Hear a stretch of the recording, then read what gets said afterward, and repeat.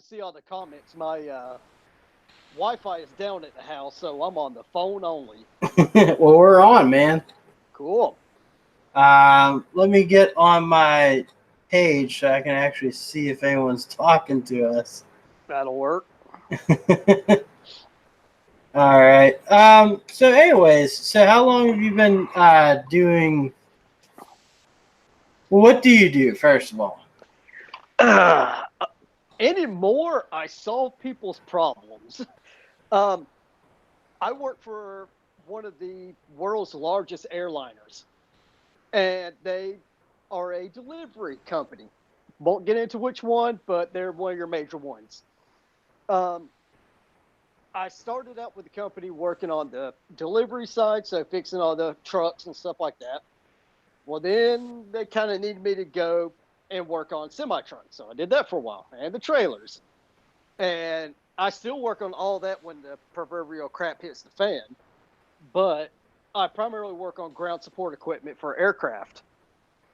Uh, so that's where my heart's at, really. So, you've been working at this for how many years now? Oh God. Uh, with this one company, uh, Yeah, 8 years. 8 years, and then in totality. I've been turning wrenches for about 20 years. Damn. So you have a Yeah. lot of experience there. So you worked for an airliner, and pretty recently, there was forget what airliner it was, but a lot of mechanics went on strike, and like they just Southwest. Southwest, that's it, and they wouldn't pay them, and I didn't understand. Like, just pay the people, right? Here's the thing. When you get into the airline industry, you have some that are union, some that are not union. I don't want to get into personal opinions on unions. If people want to go with them or not, that's up to them. I hate them. Just I'll give my personal opinion. I hate them. To me, it's a double-edged sword. I hear you. Uh, but the thing with the air with Southwest Mechanics, and I actually know a lot of guys that worked there. Um, it's kind of screwed up. One, the money that they were demanding, it was kind of ridiculous. That was the union's fault. Okay. They basically shot for the moon and then got pissed off when they couldn't get it. Deal with it. But on the other side, I can see where Southwest was pissed off because the unions were encouraging the mechanics. Well, slow down. That's going to give us a bargaining chip. Have more out of service. Have more out of the fleet. Well, Southwest isn't stupid. They kind of said, hey, your guys aren't giving us aircraft. If an aircraft is sitting still, that's wasting money. Point blank, plain simple, that's the loss of income. And so they're going, we have a lot of crap out of service. What the hell? And then they blame it on everything, but they quickly found the truth. So when they threaten to go on strike, they're just kind of like, screw you, go. I don't care. And so they called their bluff relatively quickly. So they were asking like McDonald's wages, but just not there. Oh, it just.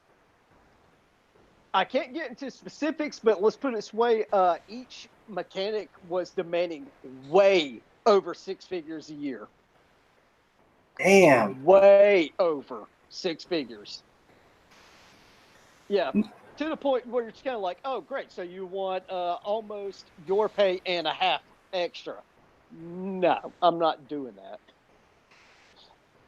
What do you think would be a good yearly salary for a very good airplane mechanic? Well, now, if you have your AMPs, it varies on the type of aircraft you work on. A lot of people, they go to school, and it's kind of like what's the car version? What's the major car school that promises you'll work on NASCAR when you graduate and all? Uh, Uh, TTI or something like that, yeah, or those schools. ITT? Yeah, whenever people graduate, they think of the commercials like, I'm going to graduate and I'm going to instantly go work on NASCAR. No, you're not. You're going to be a Lube Tech. Well, when you first graduate and get your AMPs, you then have to be an apprentice in the U.S. You have to be an apprentice for X amount of years or until you earn so many hours. And you start out on like your single props and your Cessnas and stuff like that. And even after that, after 3 or 4 years, you still are working on your smaller aircraft, even your jet turbines. And they're not making a ton of money. They're making about 46K a year. But once you get so much hours of experience in and you get your heavy certs, now you're starting to get into your 757s and all your wide bodies. You skyrocket in pay to the point you're making about $60 an hour. Really? Yeah. Wow, that's. I mean, I kind of agree with that though, because airplanes are a pretty big deal, and you want them running properly. So. Oh, you have to. The thing a lot of people don't realize, going in accordance with FAA policy, I don't care if you're testing the tire pressure on the aircraft. The airports, they continuously go around and inspect for this. You have to have a tablet, a laptop, or a paper manual in your hands with step-by-step how-tos. And you have to follow that to the letter. No varying away, no ifs, ands, or buts. You do that, you can lose your license. Well, you guys, there's black boxes, there's all this stuff on airplane maintenance. So, like, you really are under the microscope when you're doing your work, they are. right? I don't work on the airplanes. Yeah, well, they are. Yeah, very much so. Very meticulous. Once you start dealing with the FAA and stuff like that, every move you make, you are watched. No ifs, ands, or buts on that one. Even on my side, when I go to work, I have to have my employee ID, of course, naturally. I have to also have what they call a SIDA badge. Every airport in the world, you have to pass federal background checks every year, fingerprinting, the whole 9 yards. You cannot be a felon and work there and have a SIDA badge. No. There's even some misdemeanors. They'll tell you, no, we're not doing that. If you get a misdemeanor and you're work there,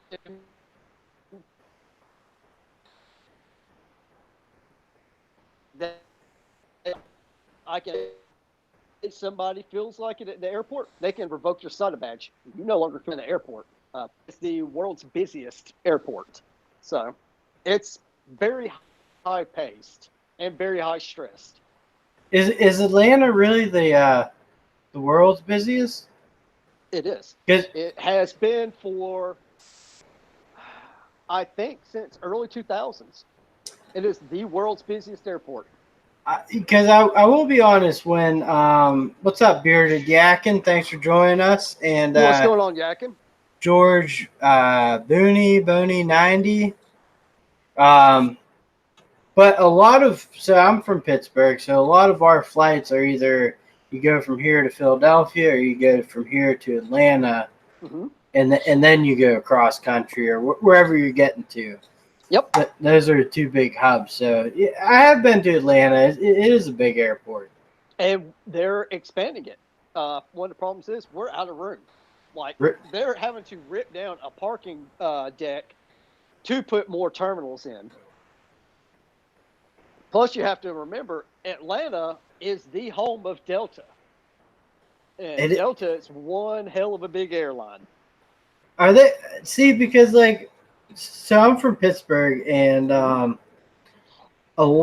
bigger airlines are Southwest and actually they're Southwest and Spirit. I just flew Spirit for the first time last year, and Spirit airline.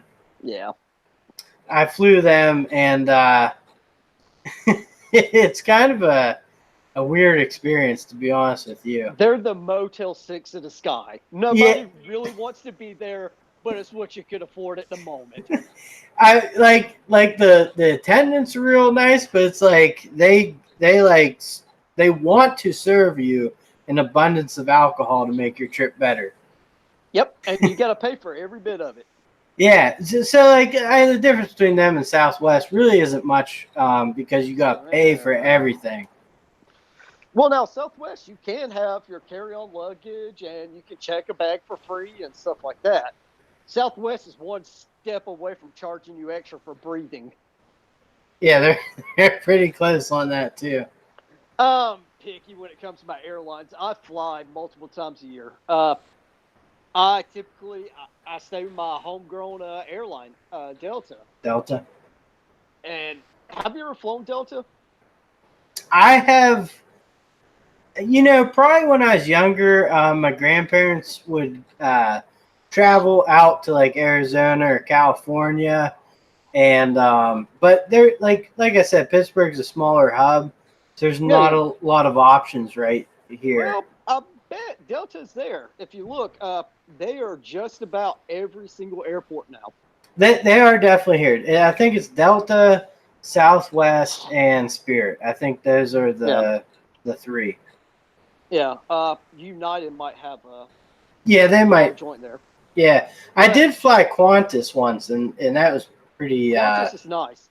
Yeah, they're nice. All the Deltas, even the older stuff, they're being retrofitted. You get more legroom.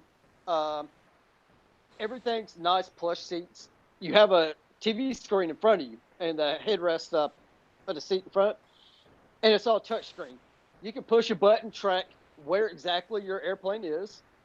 They have free streaming of movies, free all kinds of stuff. So kind of makes it a little bit more enjoyable. Like back in October, my wife and I flew to Las Vegas. That's about a 3.5 hour flight, I think. I just sat there watching John Wick. Watch John Wick, have a couple beers. Nothing to it. Yeah, it's a nice little flight there, man. Oh yeah. I actually, so it probably was Delta when I went to Arizona, because I remember one flight I was on when I was younger, and they had the screen on the back of the chair, and you could pick a movie, you could watch it right there. They had games. That's a good chance it was Delta, because they started that. They were the ones that started that. You think like the 90s? Yeah. Yeah. All right. Then it was Delta. It's just crazy how bare bone the. It's just weird to see the industry now, because like travel is a big thing, but like the planes are so bare bone now. It's weird. It is, and again, if I'm not flying Delta, I've flown Southwest many times, and they're okay. I love the staff at Southwest, but it's very stripped down. But now when you get on a Delta, it kind of harkens back to the old school days where you kind of feel like you need to dress up a little bit, because you get in, they have ambient lighting running down the baggage area, the new suits that all the captains and employees they have to wear now. It looks fantastic. Meals they serve, they're great. It kind of takes you back to that flying is a prestige thing, Yeah, or like just keep it classy in the air type thing. I'm a sucker for nostalgia, so. Yeah, me too. I enjoy the old days, Oh yeah. You'll see some of that in I just did a home tour toolbox tour video. You'll see that I've got little knickknacks here or there, and I mean I've got my where is he? No, he's over there. But I got my Evel Knievel action figure, and I've got the original stuff. I love crap like that. When I was young, I had I got a Matchbox plane set, and I think the jumbo jet was actually Delta. I think there's Delta, cool, TWA, A lot of older companies that just aren't around anymore. Oh yeah, I mean, TWA was bought out. What was the AirTran? They were taken over by Southwest. There was a bunch. So your daily work, what do you do on your average day? What are you working on? Where you turn the wrenches on? What I'm turning the wrenches on, because a lot of my day now is pushing pins, basically. I do a lot of paperwork for people, but when I'm turning wrenches, it's ground support equipment. Here recently, we have loaders. Excuse me.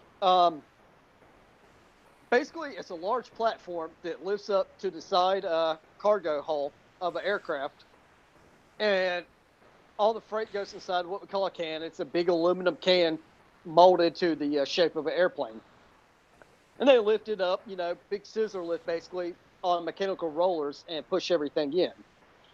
And it's a boatload of wiring and hydraulics. And when they go down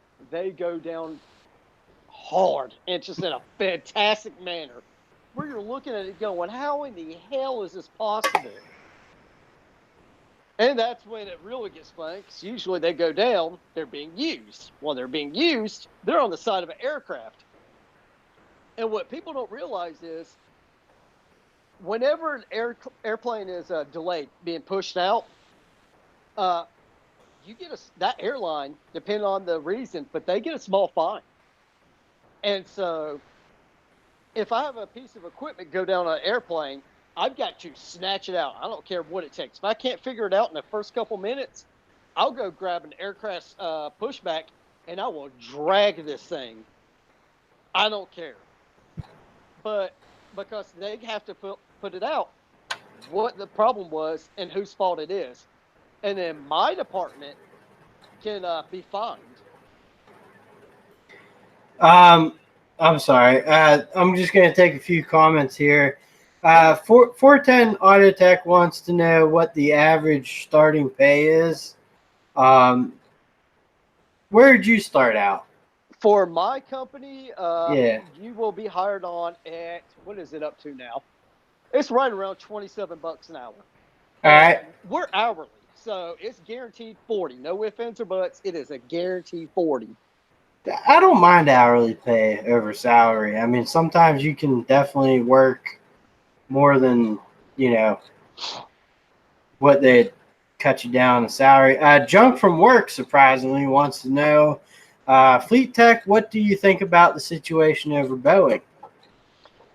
It is blown up way out of proportion, and 98% of the people, the media, that has said anything about it is a total fucking idiot, and they have zero idea what they're talking about. Could you enlighten us just on the situation? Okay. Basically, here's what it is, and I'm going to call it like it is. I don't care if I get too colorful, tell me to calm down. It's your channel. Point blank, plain and simple. Everybody's all, oh, Ethiopian Air, these pilots were the greatest. No, third world countries did third world stupid shit. All right. Their pilots had no business on these aircraft, all right? They fraudulently put forth stuff. It's already come out by the NTSA that, all right, there's one sensor on the front of the aircraft, and that's for their autopilot on the Dash 8 MAX 737. If that is damaged, yes, it will cause the aircraft to pitch and roll, okay? There is a procedure under training. You're supposed to know this procedure that will eliminate that, and you just manually fly the aircraft. You'll land wherever and all is well in the world. Well, this last one, everybody's freaking out over. The first officer had 400 hours of flight. 400 hours of flight.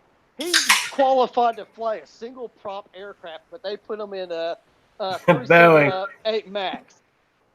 Well, it's already come out. Everybody thinks, oh, the black box, you just hear recording. No.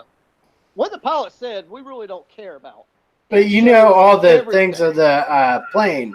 Oh, it shows everything that airplane's doing, everything. Basically, what happened was they went through the procedure to cut it off, right, and then they cut the autopilot back on. 4 times they did this. They kept cutting it on, going, we don't know what to do. That's why they sunk into the ground. You had third world countries doing third world stupid shit, and people ate it.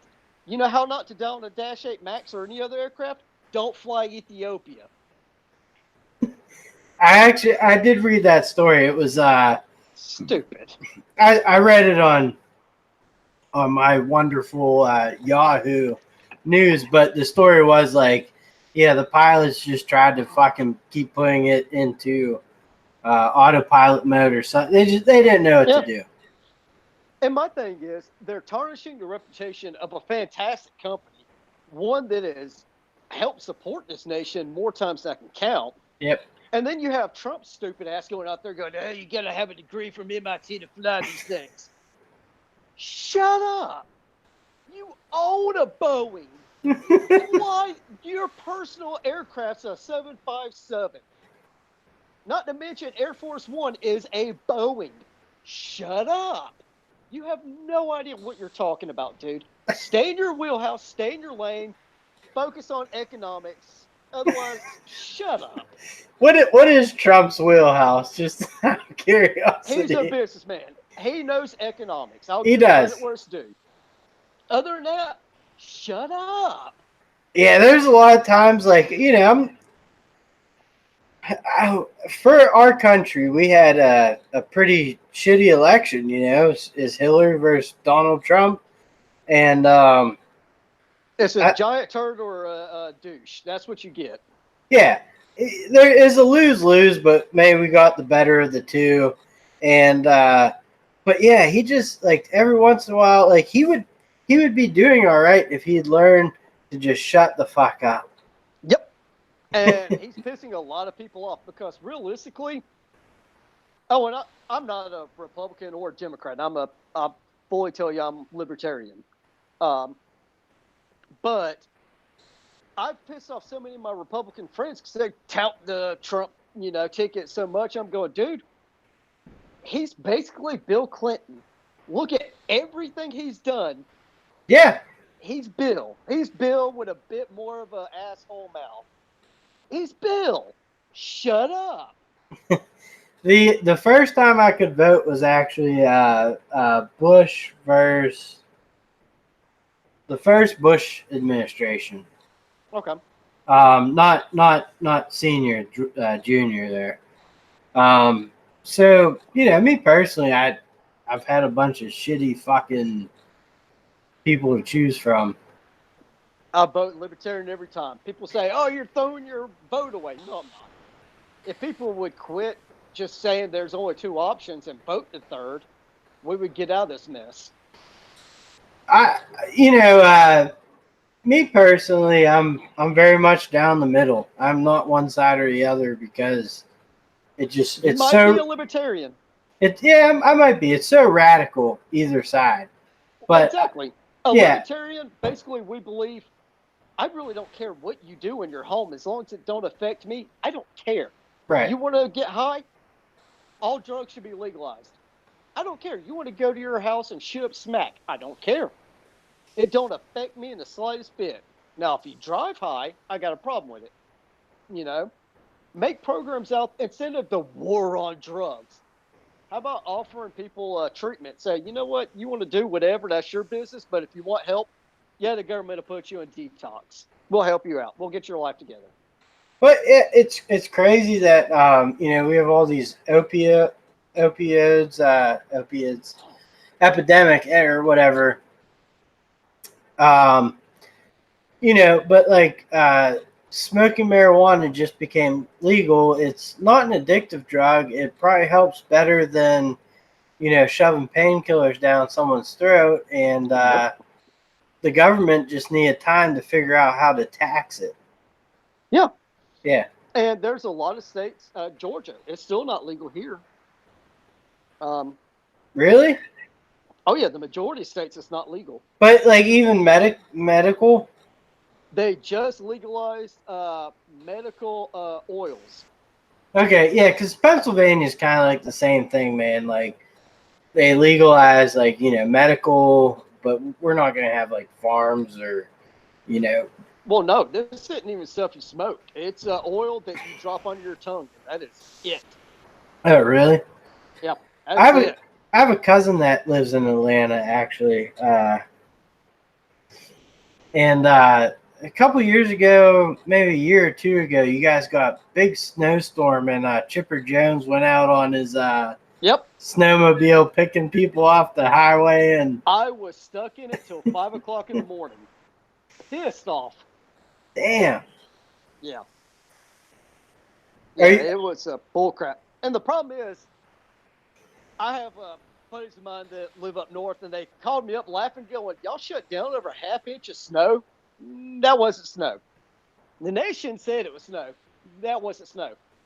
Imagine, all right, up there, so you're familiar with ice skating rinks, I'm assuming. yeah. Imagine being on the interstate, and all of a sudden your interstate turns into an ice rink. We don't get snow. We got ice. It was freezing rain. And so within about an hour, it built up about 2 inches of solid ice. Yeah. There wasn't shit you could do. That was it.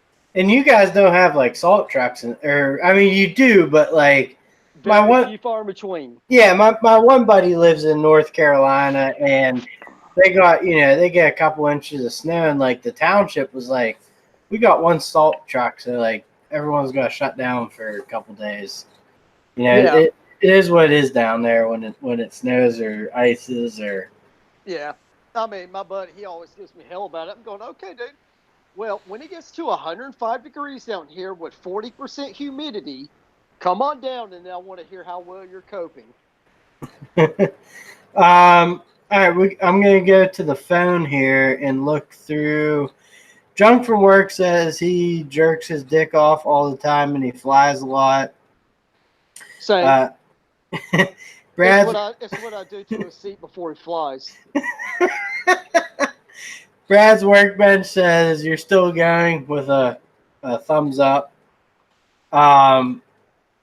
Michael, my buddy from Ireland, he's so funny, in love listening to him. I think he's talking about Trump.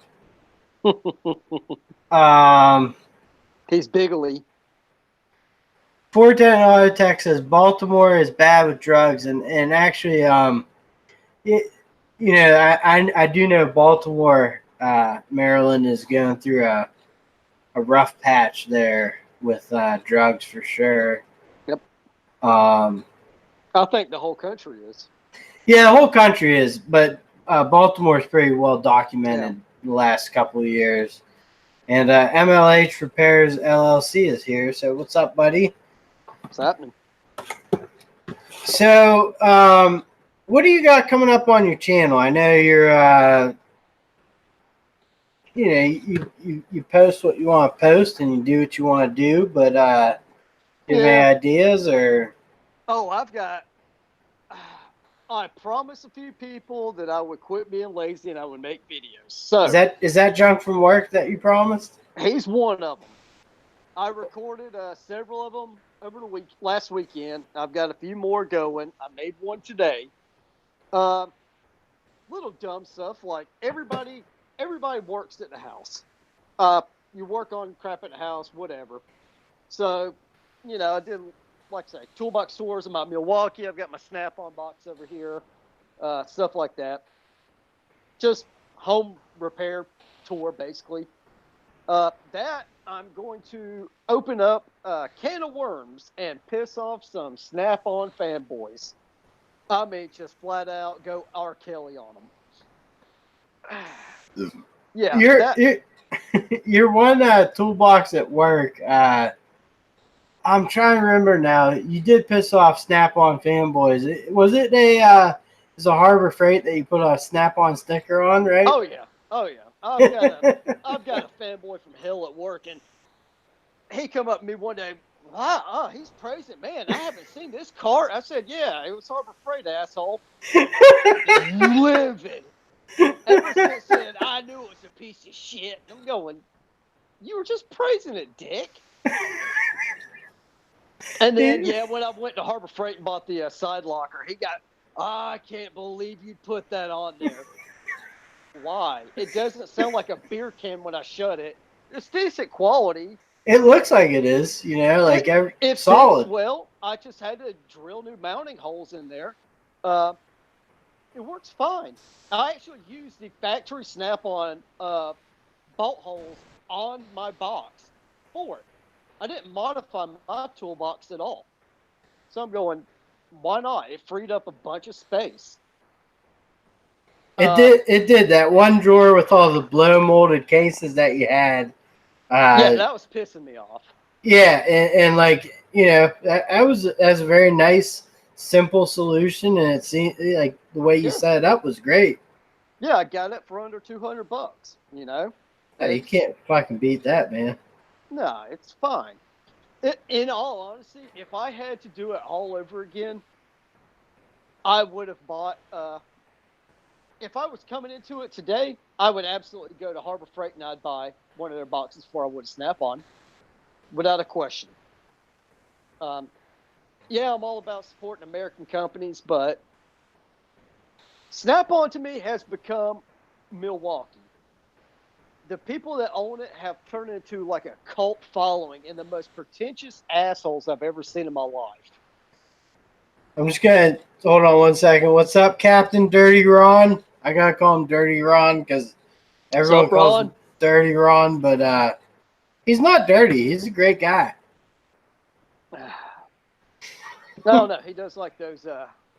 He does diesels. Like a diesel daisily. Well, I think he got kind of like coursed into the diesel, Work on them, don't drive them. he did just buy one that they're going to fix up there, which is it'll be fun. Driving a diesel is the same as being a pimp and fucking your hose. You don't do that. Put them to work. It's just you stay out of it. I went to I was filling up my truck with gas yesterday, and some girl pulled in behind me at the diesel pump. And I've had this happen before. Like, there's one time a Volkswagen SUV, I forget what the name of it was. They pulled in behind me, but it was a diesel. I tried to warn them. I was like, it's diesel gas. They're like, yeah, we know. I'm like, okay. This girl pulled in behind me. I don't know what she was driving, but I think I should have said something, but she definitely pumped diesel into her vehicle. And I feel bad, but I wouldn't. I wouldn't feel bad at all if I were you. Me it says diesel right on the goddamn thing, man.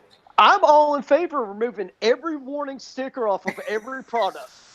Make Darwin great again. We need to trim down the population a bit anyway. Do you remember the Blitz? Blitz used to make gas canisters. They're sold in like Walmart and stuff for every gas station. And they ended up there's so many people that sued them for resulting in them catching on fire. And that's why we have that new style. Oh, is that why we have the new style? Of the safety thing. And they were the only people that basically made those gas cans. And they had so many lawsuits there that they ran out of money and they went bankrupt. That's ridiculous. Yeah, my shed out back, I've got 4 or 5 of the old school regular gas can. Got the red plug at the end of it. Oh, you don't want to die? Guess what? Don't douse yourself with gas. Yeah, exactly. You can't just stand over a fire and pour it. That's what happened there with those. Oh my God. What's wrong with people? You're supposed to fill a beer bottle up and then toss the beer bottle in like a real American. By the way, where are we drinking tonight? Kenny Rogers whiskey or what? This is George Dickel number 12 and a splash of Coke. George, what is it, George? George Dickel, hang on. Let me see the bottle of that. Yeah, I'm grabbing it. Hang on.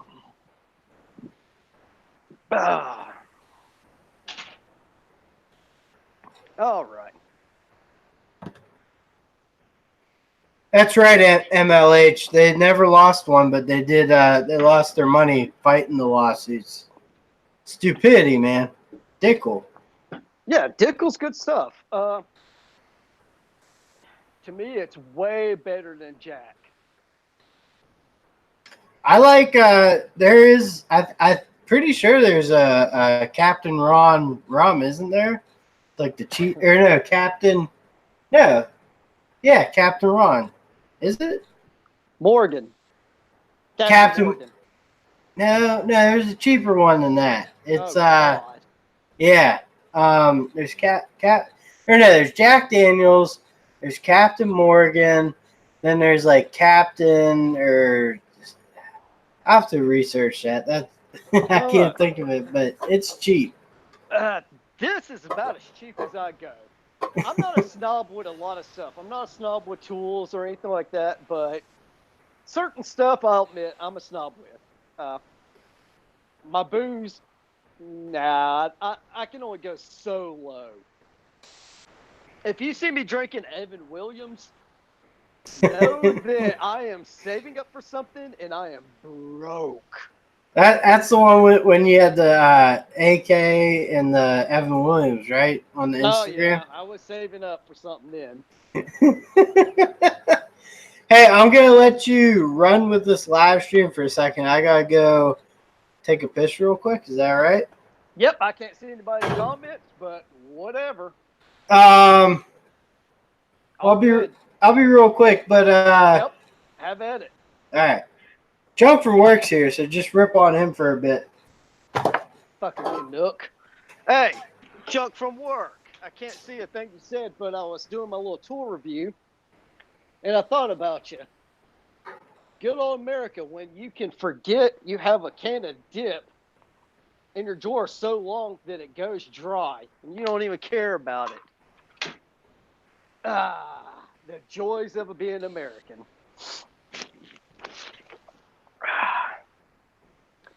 I was telling him that I can't see any of the chat because my Wi-Fi is down and I can't use my laptop. So, meh, it is what it is. When he comes back, I'm sure he'll tell me that junk from works, cussing, raising hell, something, maple leaf, something.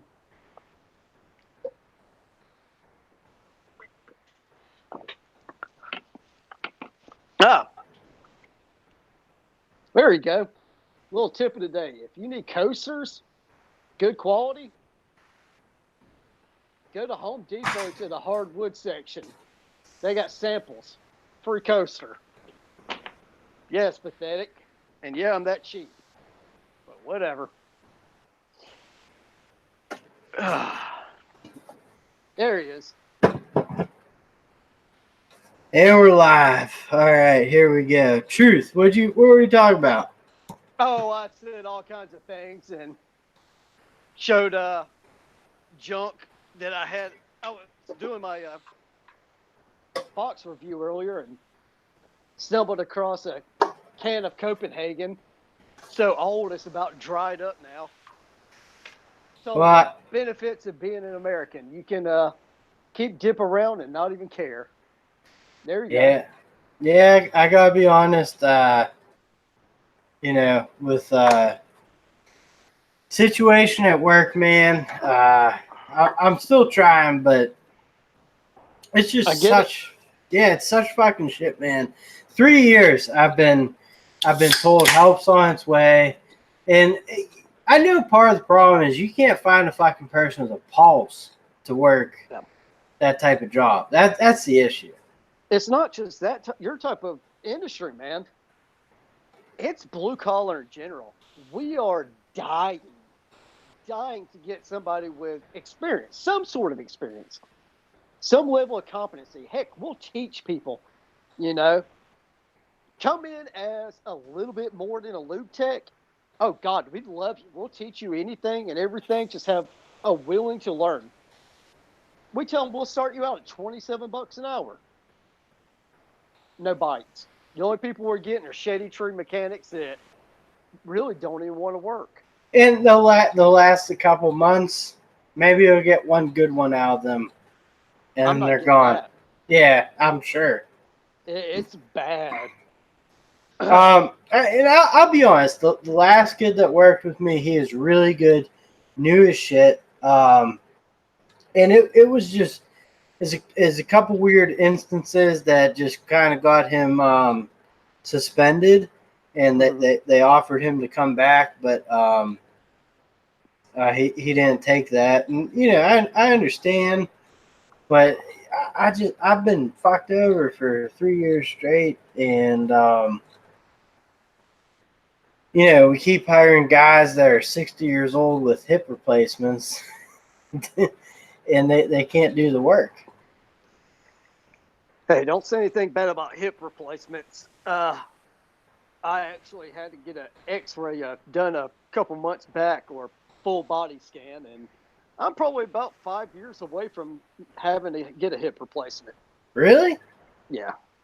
Shit, man. I'm not saying. I mean, these guys were just lazy though, because honestly, a normal hip replacement on a person, recovery time's a couple months, and then you should be back to normal within a year. I'm but about to get management anyway, so I don't care. Yeah, but I mean, these guys are they're lazy. Oh yeah, yeah. I see that all the time. God knows, I've got some people at work. I hate laziness. I mean, it's like I told some people I work with. I'm not expecting to show up and just be full bore all the time. Nobody does that. We'll be real. But at least get a steady pace and work. Yeah. Some of these people, they're getting pissed off that they're being chewed out because they spend literally 5 hours a day sitting in the AC watching TV. I'm going, you can kiss my ass. You're about to get canned, dude. Fuck, I would, if I get, this last week, I actually did not take a lunch. Yep, I get that quite a lot. Work tells me, they're like, oh, you got to take a lunch. It's like, we got so much fucking work. I can't. You can't yell at me for not taking, that's what I was getting fed up with was, there's a problem with people, and that's why I started my channel. The big thing was people need to get into the trades. There's so many fucking lazy people out there. Like people, and I'm just going to use this as an example, but the people are like, oh, if we get rid of the immigrants, who's going to work on the farms? Well, you with your goddamn college degree that can't find a job, go work on a farm for a few months. Fill in. I'm not doing that. Yeah, they won't do it. So, like Mike Rowe, if you listen to him, he's real big on the trades. And that's kind of why I started my channel. And, I do a lot of tool reviews, so I can kind of steer people where they could save money and not or whatever.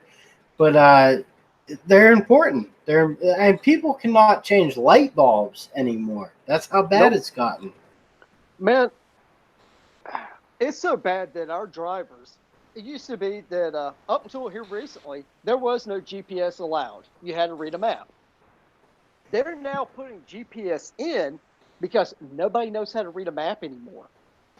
It's not even taught at school anymore. In both of my vehicles, I have maps of the tri-state area.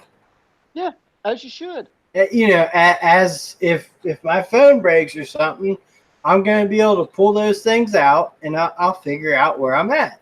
Yep, they can't do it. They can't. They have no idea. They just bring out their little thumb tapper, and away we go. Bad. It is. It is bad, isn't it? I mean, it's like my wife and I, we were kind of sadly laughing / reminiscing the other day. Our first road trip when we were just dating was up to her grandparents' place in the middle of nowhere, Tennessee. I thought it was fantastic. The awesome directions I got because there was this new thing called MapQuest that come along. And I'm just kind of like, people now would lose their freaking mind.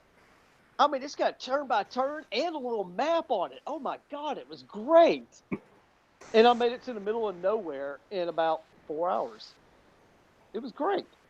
Yeah, my in-laws have a cabin like up in middle of PA, and like he wrote on a paper just the road numbers and where to turn. Mm-hmm. I followed the 5 turns, and 3.5 hours later, 4 hours later, I was there. Yeah, it's amazing to me. It's so bad that we used to not have AC in a lot of our vehicles. All right, And wait, hold on one second. Junk from work is leaving, so let's give him the later, Junk. later, Junk. I know you're more important than all of us. He's probably going to go hobnob on Justin Dow or something.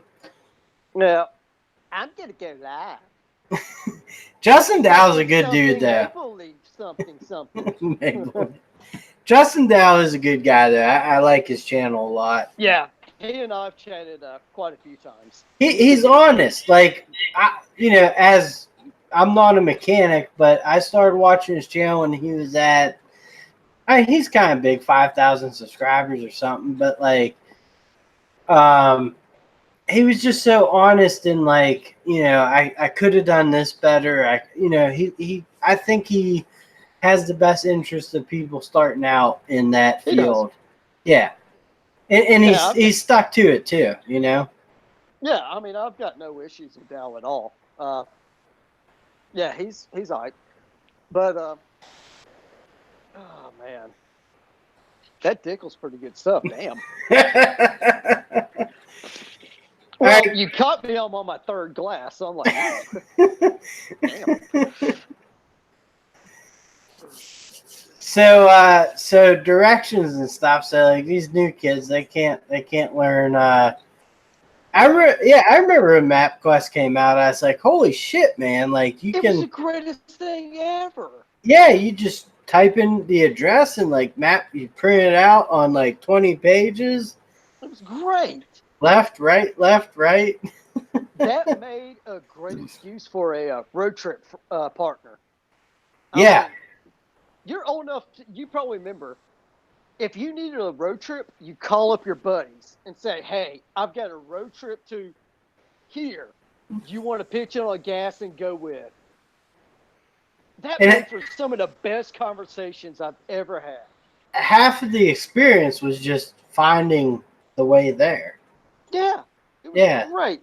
You had them reading directions. You had to, navigate it. It was great. You probably had one cell phone in the vehicle, and it was a flip phone. Back then, I didn't even have a cell. I did. My first cell phone was a Nokia flip phone. I don't even think I didn't get text on it. My first cell, it wasn't a flip. It was what was the one that was just after the brick? It was decent size. Motorola. Yes, I had a Motorola. Yeah. Well, yeah, Motorola and Nokia. My first was a Nokia. It's probably about 5 pounds. You could throw it at someone in self-defense. Yep. Yeah. But it didn't get service for crap. I was in the middle of the mountains. No, like you could probably, like where I live, you could pick out the spots that you actually had service in. Oh, yeah.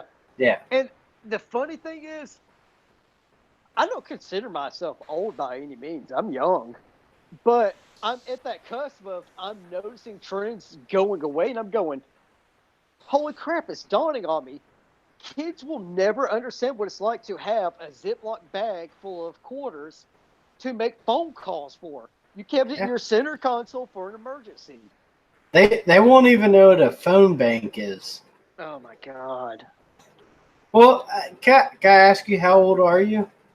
I am 35. You're 35. I'm 33. Okay. So we're pretty close in age. Yep. And, yeah, like, it's weird because technology flew by me, man. It developed so rapidly that I didn't pay attention, and now I'm struggling to do joint live streams with people. Thankfully, I love technology, and I'm one of the few things I take credit that I'm good at. I like tech stuff. don't get into the nitty gritty with me as far as how many, megabits do I need to do X program. I'm not that deep into it. But, like, I can use Photoshop and other Adobe functions and stuff like that. And I have to for work, actually. I do a lot of Excel spreadsheets. You do a lot of Photoshop to be like, no, we didn't fuck this up. See, it looked like this a couple hours ago. I'm going to go through some of the chats real quick. Brad, well, first of all, Brad's Workbench, how old are you? And also, every day, what's the cheapest gallon of gas you've ever bought? Ooh. For just the the 87 unleaded. Since I've been driving, or when I was a kid? So like no. Since you've been driving, since you pulled up to a gas station, what's probably the lowest price point for per gallon? It's either $1.50 or $1.75. Really? Yeah. For the 87 grade? Yeah, regular unleaded. Really? Yep, something like that. So I'll be like, when I was 16, it was the cheapest gas I ever got was 97 cents a gallon. Oh damn. Yeah. Yeah. Well, I get Atlanta's a bigger city though, so you guys. That goes back to when I was a kid cutting grass. Well. Yeah, as far as driving from 16, it was about $1.50-ish. But I mean, still like $4 off from today. Yeah, now it's it's 2 something now, I think. Demon says he's 29 years old. Brad Workbench is 34. He's 1 year older than me. I thought he was close in age to me. MLH Repair said $1.65. Brad's Workbench said the summer I got my permit hit 99 cents. Nice. 410 Autotech remembers he's around $2, which is not bad, That's and then EJM Demon, he's in California, I'm pretty sure, and $4 plus right now. Oh my god! I remember. So my brother lived in San Diego for like a year or two, and I went and visited him, and I saved up like probably $2,000 just to stay 1 week with him. Mm-hmm. And I remember like the gas was like $8 a gallon for the cheap shit. Oh my god. Yeah, it like I filled up his truck, I bought him food in his apartment, but the prices were like you thought you were in Hawaii or something. Yeah, that's insane. Now, I have a question for you and others. I want to know, what was everybody's first vehicle? Me, I paid, I think it was $500 for my granddad's old farm truck. It was a 1988 Dodge Ram 50. Not a 1500, a 50. That was basically a Mitsubishi. It was the awesome doo-doo brown, as I called it, with the brown pleather bench seat. It was a 5-speed manual, no power, nothing. Inline 4 with a single barrel carburetor.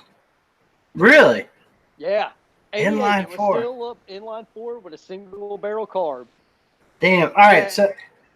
Well, keep going. I'm sorry. Well, as much as I would like to dump on that truck, and I did at the time, I hated the thing because I want to be a cool guy. This was before Fast and Furious come out. The import scene blew up in Metro Atlanta, and oh my god, I had to have an import. Oh yeah, we were one of the few major cities that it was on. Like you would see Supers and all just screaming, and they were fairly new at the time. So I wanted to kill this truck, have insurance paid off. I tried. I jumped that truck. It didn't give a damn. The only problem I had out of it was it broke down one time and at 200 and something thousand miles. And I found out that the fuel filter stopped up. It was the original fuel filter. I pulled it off. It was old paper saw. I pulled it out, blew it out, and flipped it around backwards and just kept going. Never actually changed it. It didn't care. That's fucking awesome. Years later, I'm just kind of like, God, I wish I could find that turd and I would buy it. Yeah, like, isn't that true? Like, you'd probably buy the first car you had. Yeah. Oh yeah, I would buy that. Well, I mean, when I say I did it up 90s teen style, like you wouldn't believe. I was broke as hell. The dash speakers had blown out from dry rotting in the sun. So I just like where it would sit there and vibrate, I cut out the excess material around it. I put in the cheapest CD player I could find. My brother used to play bass guitar, so I stole his amplifier, ripped the head unit out, and just hot wired and I threw it behind a big seat. I'm short anyway, so I shoved it all the way forward anyway. My one buddy had a Chevy Chevette, a two-toned Chevy Chevette, and if no one's ever been in one of those, it has one speaker in the middle of the dashboard, and it's about the shittiest sound system you've ever heard. Oh man. All right, so we got. I'm going to mention a few people's first cars. I'm listening. I'm going to pull it down one. Yeah, absolutely. Keep going. So we got MLH Repair. His first vehicle was 1972 International Scout with a 345. Those are actually baller. Yeah, that's baller. That's very desirable right now. Oh yeah. With a 345, is that a Chevy? 345. 350 is a Chevy small block. Mm-hmm. But International Scouts are beast. Brad's Workbench, $1,500 he paid for an '89 Ford Bronco 2. Nice. He flipped a year later. Ford Bronco 2s were kind of like the poop of the Broncos. All was good. If I went over 55 miles per hour, the side mirrors would fold in. Bronco. So MLH Repair, I put a Caddy 472 in a 83 Chevette. God damn, man. That's nice. Yeah, that's a big engine for a Chevy Chevette. I think that thing would blow a lot of Chevy Chevettes were so my buddy who had the Chevette, he also had a Pontiac Fiero. Oh, the old Fieros. Yeah, and he got pulled over, even though, like, you know, they weren't fast or anything. It was just red sports car. Police saw it, pulled it over, blah blah blah. Oh yeah. So my first vehicle, my uncle gave me. It was a 1990 Lincoln Town Car, which is the largest sedan ever in production. Nice. And it was a piece of poop when I got it.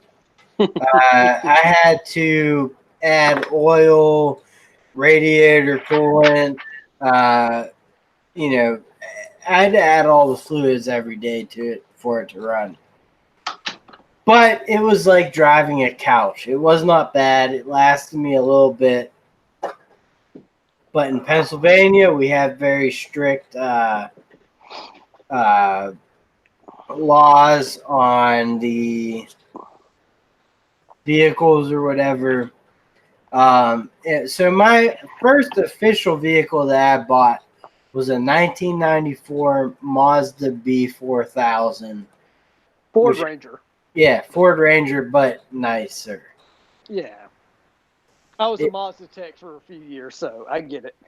It was a nice truck, man. I off-roaded it, beat the shit out of it, and I loved it, man. I really did. EJM Demon, he just bought brand new Ford Ranger, the new ones, and how do you like it? I mean, they gotta be nice. I'll tell you when he responds, but yeah. American needs, like, I have a Ram 1500, and they're telling me that's a mid-size Mexico. truck.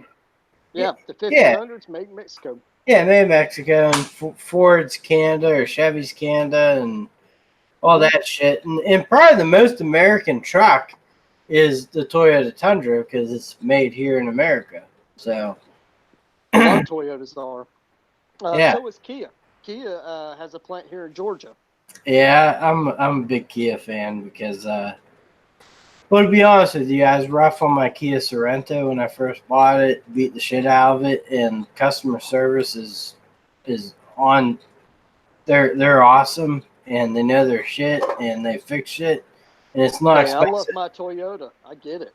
Yeah, exactly. Customer service, and just like I don't know, like on this Kia behind me, I had my kids are younger. They hit the air conditioner vents in the ceiling, and they knocked them out. And if it were like a Mercedes or something, you'd be like, oh shit, I can't pay for that. I took it to Kia. It was like $80 for them to fix two of them. So nice. Yeah, it's good what they do. Yeah, and don't get me started on Mercedes. My job owns a lot of them. I have fixed many of them.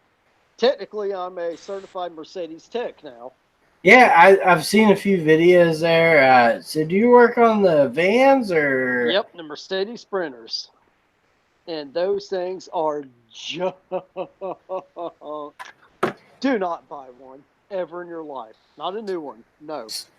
So, I'll get into it a little bit here. My dad, we had a 1992 Lexus. That was the first year. It was an ES300. That was the first year that wasn't Camry labeled a Lexus. We put 240,000 miles on it before I got it. I jumped it a bunch of times and shit. But their customer service was awesome. And my dad always wanted a Mercedes. He bought the M-Class, the SUV. Mm-hmm. And it was a piece of shit. Like, I'll tell you the last instance what fed him up, because he worked very hard to buy one, and he bought one, and he took it because the rear windshield wiper stopped working, and we already had a ton of problems with it. So he took it in, they fixed the rear windshield wiper, and we were pulling in the driveway, and he's like, I just want to make sure it works. And he checks it works. Then he goes to click on the front windshield wipers. Fucking nothing came on. Yep. So yeah, it was like they're like, yeah, we fixed this, but you're fucked on the other thing. Man, it's an ongoing issue with these Mercedes. You can't keep a check engine light out.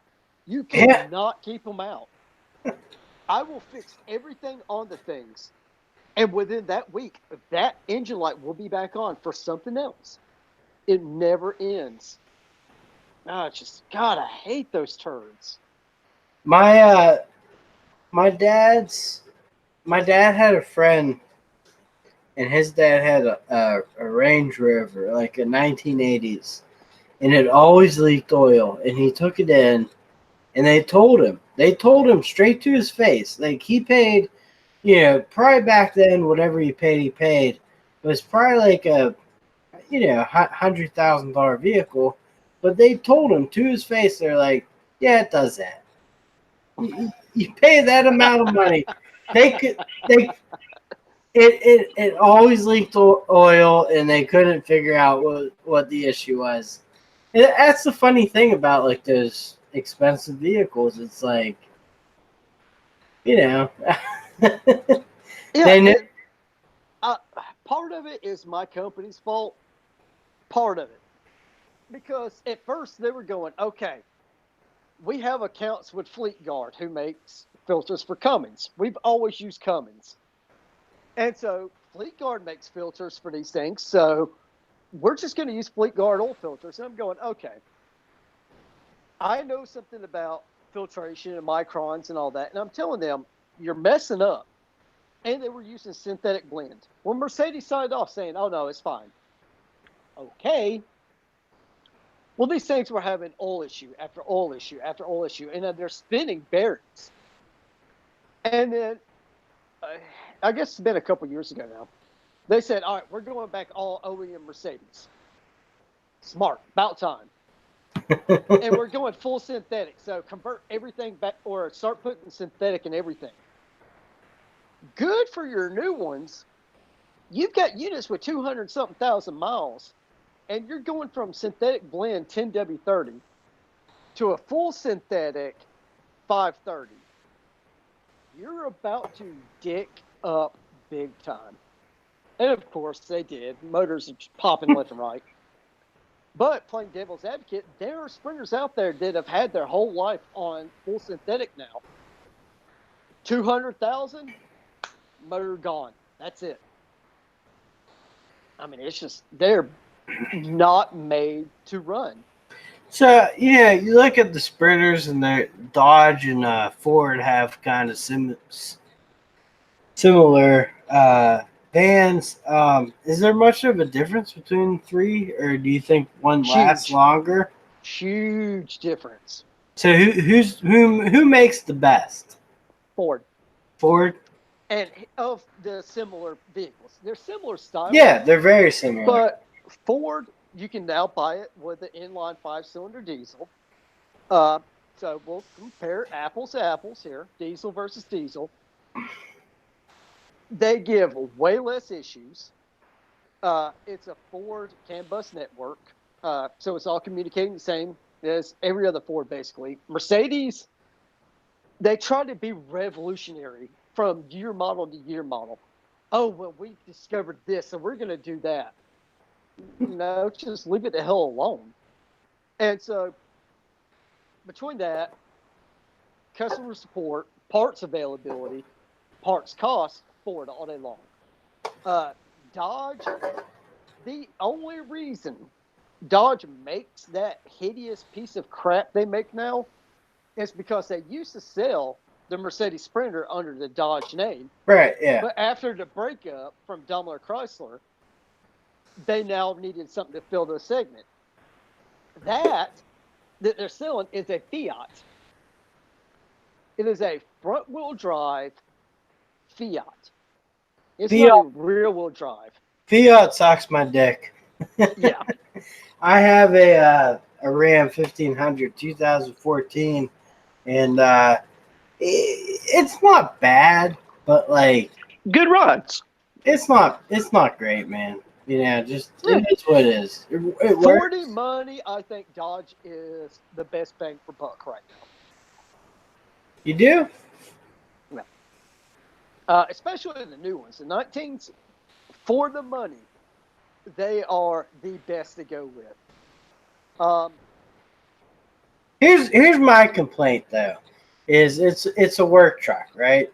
And they have a couple recalls out on it that I haven't been able to settle because it's a work truck. I got to use it to work. I can't have it down. Yeah. So that's that's not Dodge's fault. That's your dealer's fault. A dealer around here, they'll say, I get it. That's a work truck. They actually have loaners at my local Dodge. And so they have work trucks for loaners. They keep out 4 workers. And they say, cool, if you sign this agreement that you're not going to tear our shit up, we'll do the recall after the end of your day or before you go to work tomorrow. bring us a loaner back, no charge to you, and we'll give you your truck back. That's a dealer problem. Yeah, that makes sense. Chevy used to be top of my pile. Chevrolet, oh my God, have they fallen so far? Hard, man. I'm sorry, that new 2019 is a hideous piece of shit. There is no way I'd buy that. And I love Chevy. So, between that being an utter pile of crap, I worked at Ford on their trucks for way too long to ever buy one. I'm stuck. I'm just kind of like, yeah, my choices are Toyota and the Ram. And Ram ain't bad. Hell, my truck they gave me at work, it's newer. I got it last year, so what, 2018? Ram 1500, the tradesman with the side boxes. Is it a crew cab? Yeah, 4-door. I'll be honest. I stupidly bought a thought I was buying a quad cab or a crew cab. It was a quad cab, but to be honest, I think right now I'd rather have the bed space than the back seat space. So it worked out all right, but going forward, I'll buy a crew cab. My truck is used for the exhaustive task of me carrying people around saying, no, you need to go here and get this. And then taking my fat self to Wendy's or Slotchke's or KFC or somewhere. I just want to say good night, 410 Auto Tech. Joe Smith. 410. Have you ever met Joe Smith? No. You will. Haven't heard if Bear ready to go live. Bear issued a video today, but he's going to sub to you. Yeah, Joe Smith. This is Everyday Fleet Tech. He's awesome. Please sub to him. New Chevy sucks, says Zaphael. Dodge and Ford for commercial. I can't get down with Ford again. I'm biased. I was a Ford tech. I tore enough of those piles of shit apart. I don't like as much as we're guys, the looks don't mean anything. I don't like the looks. Well, shit, they do. Yeah, I love it. I don't like the looks of Fords. No, I agree. The trucks, the front looks weird. It looks like an angry British guy or something. Yeah, I mean, that's a great analogy. I like that. But usually the guys that sit around going, oh, I don't care how it looks. I just need it to be durable and manly. Shut up. I mean, everybody has a bias of some kind of manner. And you know what? When I get off work, I really want to climb my little happy butt up in a car that is nice, plush, and I feel good in. All right? You know, that, I don't know. It's that whole mentality. It pisses me off so bad. That kind of goes into the same in the tooling world like the Milwaukee fanboys. If it's not Milwaukee, it's a pile of crap. You can't own anything else. Give me a break. You still there? Shows we're live. Uh-oh.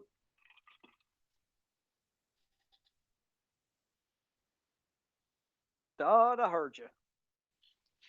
Let's see if my internet's back up.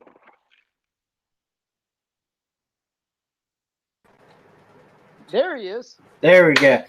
I'm having, if you guys saw or noticed, my power cut out a few times. I saw the the lights kind of light. Yeah, it was power weird. shut down today too. I had storms walk through. Yeah, I last year we had a tree fall on our house, and when it actually fell on our house, I was up in the attic because I had just reflashed around the chimney, and I was making sure it wasn't leaking. So, and like like I was walking back, and I have a ventilation fan up in the attic, and I'm walking back, and my kids are in the bathtub. My wife's giving them a bath, and there's this like loud crack, and I thought it was just thunder. And then all of a sudden, my wife I can hear her just say, did a tree just hit the house? And so like I jumped forward. I threw like a bunch of boxes on my head because I thought a tree was falling. And then I looked up. There's all these branches through my roof, and oh shit. Yeah, man. We're about we're like a year into it now. We're finally coming out the other end. But like that's it's not easy, man. Like my kids now, every time there's like a little thunderstorm, they're like, "Is the tree gonna fall through the roof?" Dude, my oldest, she's gonna be 8 in August. She's just graduated the junior ranger thing today, and she's all about preparedness, stuff like that. And she's saying, what you should do in an earthquake and what.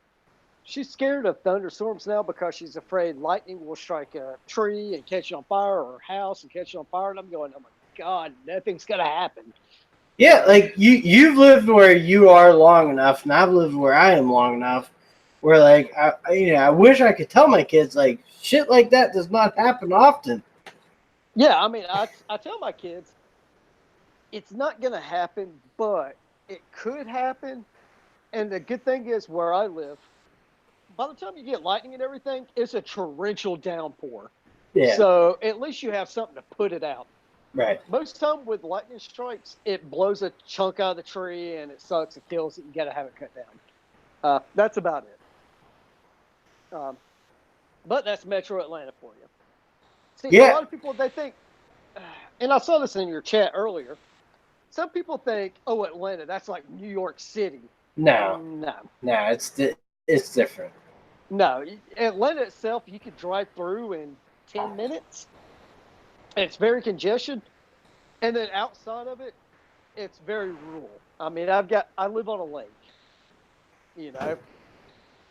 There's like Atlanta's its own thing, and then the rest of Georgia is, very open. Very open. Yeah, very open.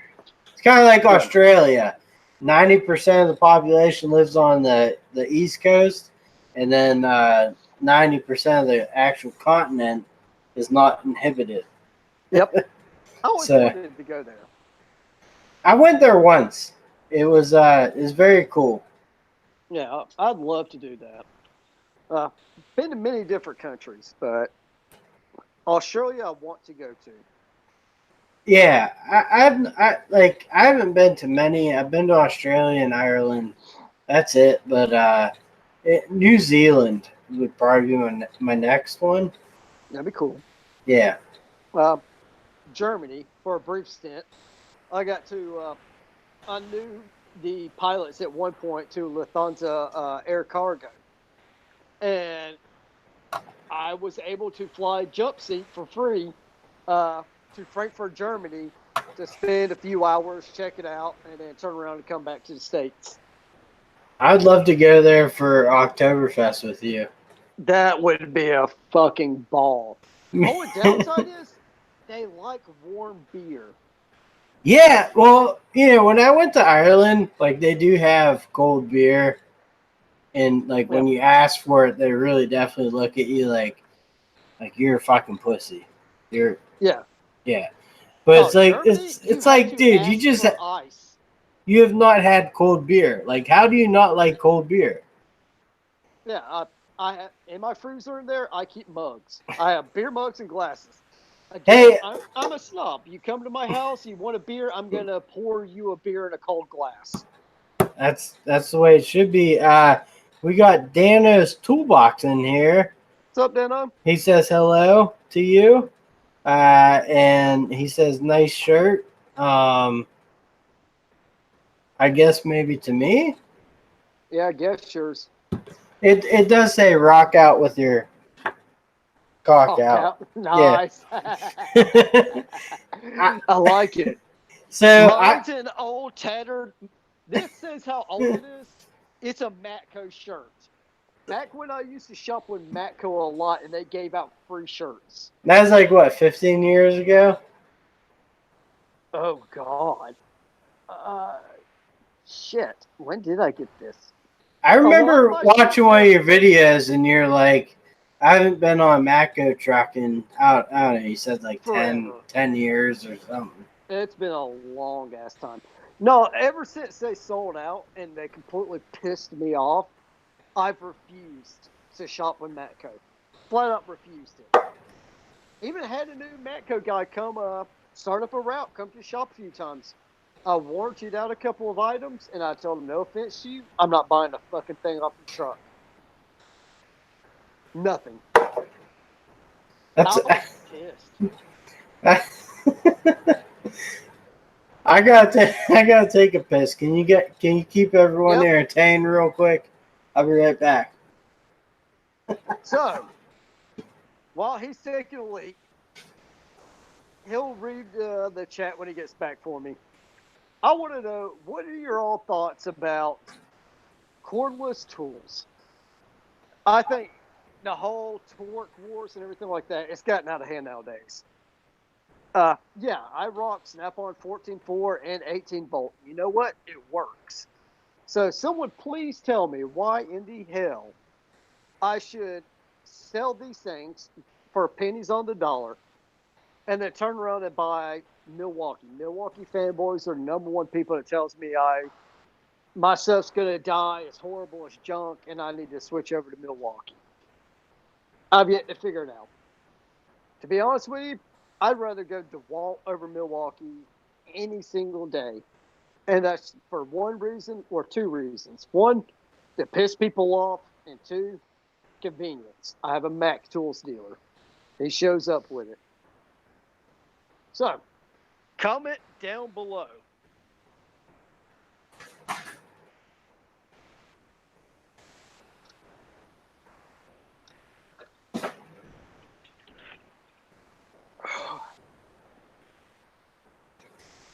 Excuse me. There he is.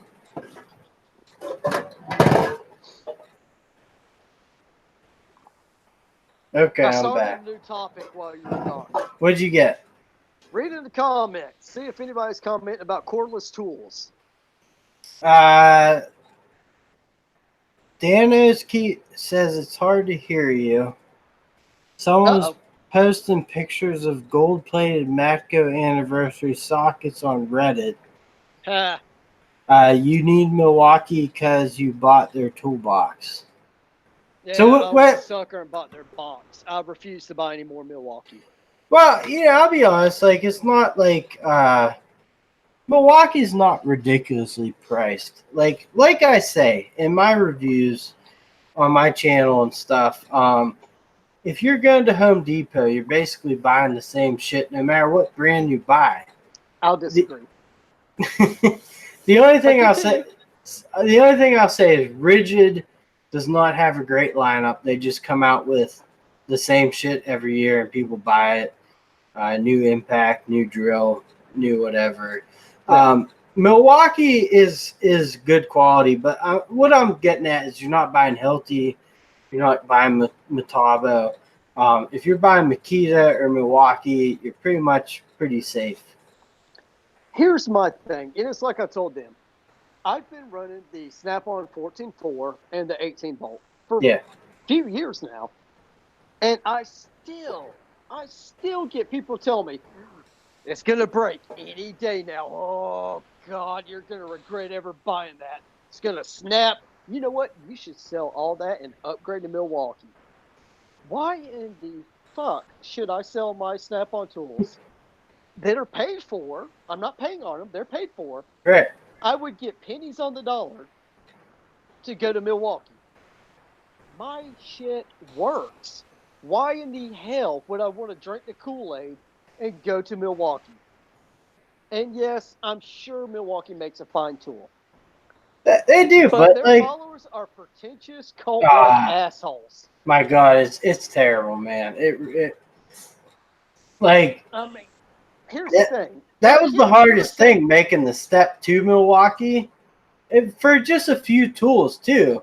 But it was like people are gonna fucking, if I have a tool channel and they know I run some Milwaukee's, they're gonna be like, not take me I've been told seriously. by a few people if I step up my game, then Milwaukee, they would probably send me some stuff to review. I don't care that much. For my home stuff, here's some old school DeWalt's 12 volts. It works fine. At the shop, I'm probably about to pick up a DeWalt XR, whatever they call their brushless one. But I'm going to pick it up because I have a Mac Tools dealer. I could run the thing over and take it out to my dealer, Brian, and be like, I broke it. And he'll say, well, you're an idiot and hand me a new one. Problem solved. So it's convenient. There goes your power again. Nah, my garage light's on a. If I wave my hand, yeah. Gotcha. Yeah, like, for the most part, my reviews or whatever is, run what you brought, Yeah. Here's one video I'm getting ready to come out with. A lot of people still have horrible misinformation about Mac Tools. I like Mac Tools. And I'm going to come up with a video why and explain to them why they've listened to the internet way too much. Because the internet will tell you, oh, they're owned by Stanley Black & Decker and they're just rebranded and most of their stuff's made in Taiwan. Well, you see me on Instagram. I've proven that wrong after time after time. I actually just watched that one video where you're like, here's some Mac Tools made in the USA. It's like everyone. Oh, my God. I actually made a video about that last week, but I'm not going to post it. I'm going to redo it. I was tired after work, and I just went off the fucking handle. Oh, I lost my shit. I'm just kind of like, oh my God, you're all a bunch of fucking idiots. Stop. You listen to these Snap-on fanboy pages way too much. Snap-on does one thing better than Mac Tools. One single thing. It's the same thing that Milwaukee Tools does. They have a great publicity department. Their PR is spot on.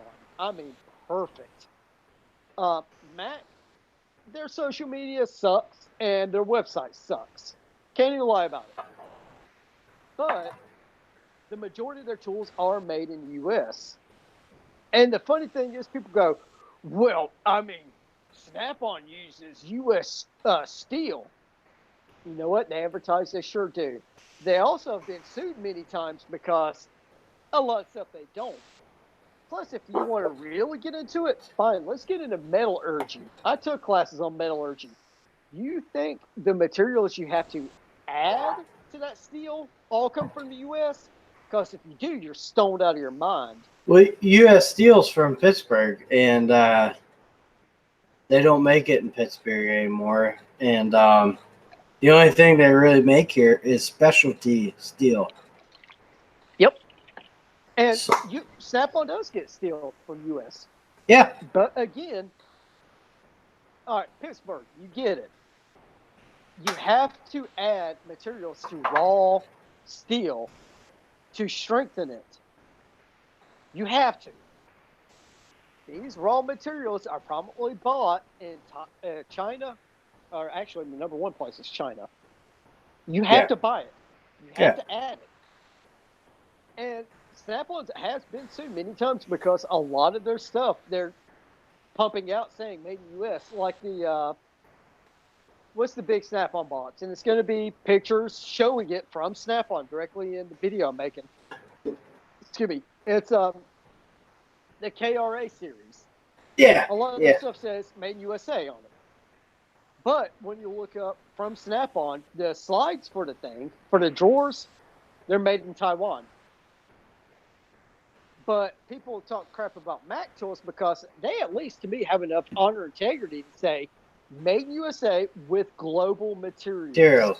Same with DeWalt, Well, the same umbrella. Yes. Slap together here. And yeah, but I'm going, you have enough integrity to say, we put it together here. It has materials or parts come from elsewhere. You didn't lie to me. Yeah, exactly. And actually, to be honest with you, Craftsman is building a factory in Texas, and their hand tools and stuff are going to be made here in the USA.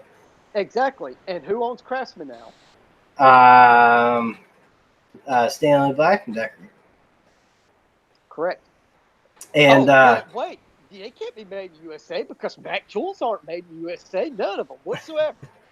All China. So here's one interesting fact. Brad's Workbench actually brought this up to me when he and I were talking in private, but I'll bring it up. Keep going. So he said, tools nowadays may be made over in China, but you also have to look at the pollution. The pollution of the materials that they are putting out is absolutely. And I live in Pittsburgh, and it was a very polluted steel town. So I actually get that. Like, we might not have built in the USA or built in the USA with global materials, but we don't have the pollution any longer. And I'd rather have healthy lungs over, built here in the USA. That's a good point that I never really thought about before. But the one thing that kind of pisses me off about Stanley Black & Decker, and I'm a big Black & Decker fan, but like they buy brands knowing that they'll sell. So like they bought Craftsman knowing that there's enough people like myself. I would have, or at least all my my lawnmowers and weed whackers and stuff, I bought Craftsman when Sears was still around. Mm-hmm. But they have enough fanboys that will make that jump over back to Craftsman, and that's how they play it. Like they haven't really touched the DeWalt line in a long time. They haven't been innovative on that, but they'll buy a Craftsman, innovate that, pump it out to the masses, and then come back to like DeWalt or Porter Cable or something like that. That's what kind of frustrates me about them. Well, I'll play devil's advocate here. Yeah. Think of it like this. They have changed a lot of the DeWalt stuff. Look how recently they come out with the XR series. They've upped torque, upped power, stuff like that. They've gone brushless. They're coming out with new batteries. Now they have a Flex Volt battery system that they're coming out with. Milwaukee doesn't have a Flex Volt that I'm aware of. No, but I will say this. If DeWalt didn't have Flex Volt, they couldn't get people to jump from an 18-volt lineup to a 20-volt lineup. Correct, but they now have a 60-volt. Right. So they're using 60 and 20 together, and that's a huge leap. You know what I mean? And now they're coming up with the technology to come out with really badass weed eaters and home improvement stuff. So they are innovating. It might not be what you're particularly interested in, but they are innovating. Now, go into the Craftsman thing. Yeah. Before they took over, 100% of their tools at Craftsman was either made in China or Taiwan. Absolutely. 100%. Yeah. And people were furious, including me, because I had a few ratchets rebuilt with the rebuild kits at Sears, and they lasted a week, just shear off. They were turds. Yeah. And it pissed me off. But now they're saying we're going to be producing it in the U.S. again. We're going to hire more people in. And so that's changing a lot. That's bringing a lot of these fanboys, as you call them. Excuse me. It's the majority of your Craftsman owners. They were your DIYers. They were your beginner techs. They were stuff like that. And then they felt abandoned because all the stuff they bought, it's now overseas and total junk. Yeah. Stanley Black & Decker, they're bringing it back, saying, hey, we're going to honor the old warranties, and we're going to go back U.S. made. That's a big thing right there. So they are innovating, and they are doing stuff to change, if you look at it that way. It might not be what you want at the time, but they are doing it. It's a big leap of faith on their part. And it's great that they're doing that. It's just, looking at it from also the money standpoint, they know that there's enough people that will buy the Craftsman brand, so that's why they brought it back. And the big reason why they did buy it was the lawn care, like getting weed eaters and lawnmowers and all that. They didn't have that before. Absolutely. And I mean, they had the lawnmowers and all that forever, and they're getting that kind of revenue back. And you're right. They really didn't have, or Stanley Black & Decker didn't have that market before. Right. But so now they're going to have gas riding mowers, stuff like that. But they're going to be able to take the same technology that's in the DeWalt cordless weed eaters,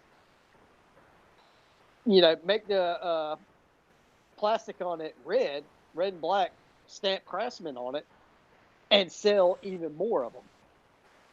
So it's a good product. And now from a business aspect, and work with me because I'm deep in the corporate industry, and I'm deep, so I see that side of the house. Yeah, I got you. The numbers behind it, I look at that going, you know what? I rarely do it, but whoever come up with this idea was fucking genius.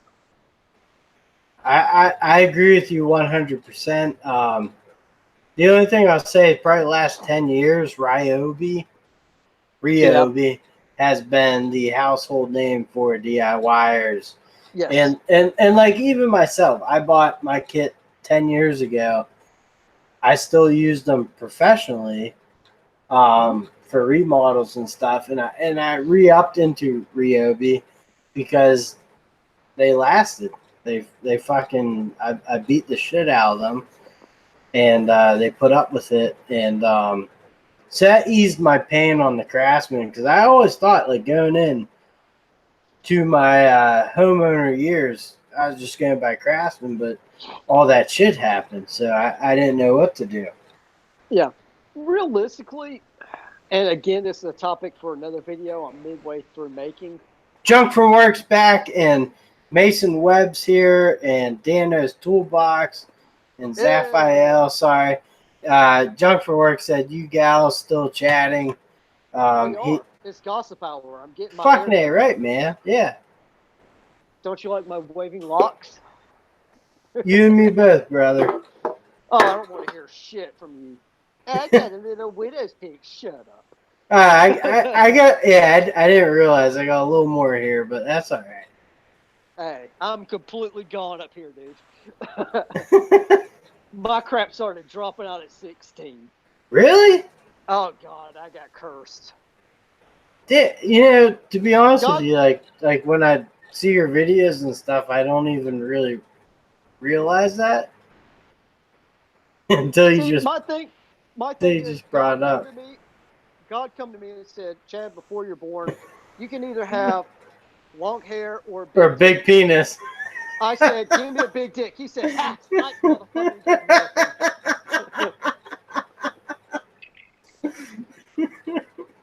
Struggles. But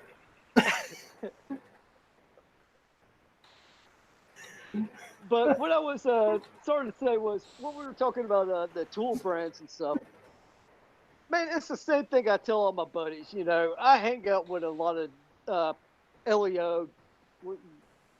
Not getting into a lot of stuff I've done in the past and all, but a lot of door kickers, stuff like that, hang out here. And we were talking about guns and duty rifles and stuff. And realistically, the tool industry, I think, is the exact same as the firearm industry right now. Yeah. We are in the prime of it all right now. Yeah. I mean, if you stop and think about it, the stuff people cry about, 30 years ago, that would have been the top revolutionary. Oh my God, I can't believe you had that. They work fine. The bottom line is, if your stuff you run works, stop being, pretentious about it. I don't care if you run Milwaukee or if you still run nothing but Air Tools. Does it work? Do you make money? I don't care. You can show it with nothing but Ryobi, and I don't care. Yeah, so like actually, I had 410 Auto Tech on here last weekend, and I was asking him about the cordless versus Air Tools, and he said that he uses a lot of Air Tools still. I do too. Yeah, and if you go online and YouTube a little bit, you'll see a lot of guys say, "Oh no, I don't use them anymore." But it was, if you ask the actual professionals, Well, they still use them. If you are at a dealership and you primarily work on your small sedans, like when I was with Mazda's, I think they torque tube something silly. What was it like? It's been many years, so bear with me. I think it's like 88 foot-pounds. The lug nuts. 88 foot-pounds is not hard to get to with modern cordless tools. So you're mostly dealing with 10 millimeters, maybe a 13 millimeter on a big day. I'm dealing in shit in 2.5 inches, okay? You need butt behind that. There are some things that I use that I actually have to have a torque multiplier behind because it torques over 2,000 foot-pounds. Jesus Christ, man. Find your Milwaukee God now, That don't exist. You have to have,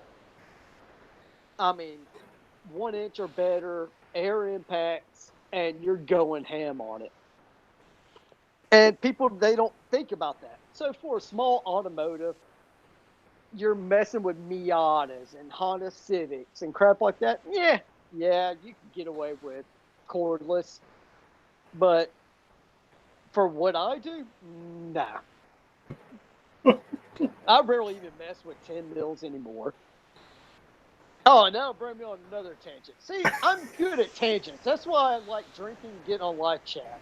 Fucking right. During the putty part.